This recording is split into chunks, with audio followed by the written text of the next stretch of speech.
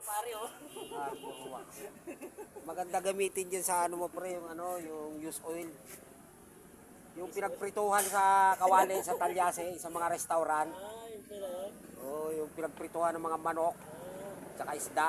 Ay, yan naman pakintab dyan. Pa-armor, ano ka pa. Pag si Mare na may mga niluto, nalibaw, nagprito. Pag nagluto si Mare ng ano, ipunin mo. Yan ay ipapahid mo dyan. Magpakintap. Oo, pa-armor ka pang nalalaman, gastos lang yan eh. Maniwala ka kay pare mo.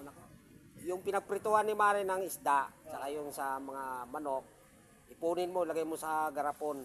Yan ipapahid mo dyan. Ang kintab niyan pare, maniwala ka sa akin.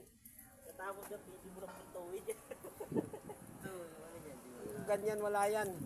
Tsaka madali mawala kintab yan eh. Tingnan mo lang mamaya, oh.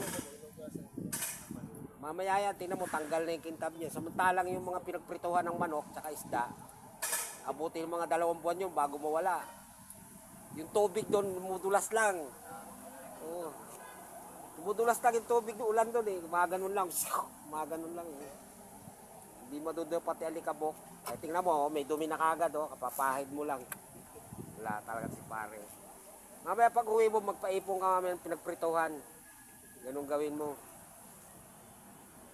Sabihin mo kay Mare, mag-ipon.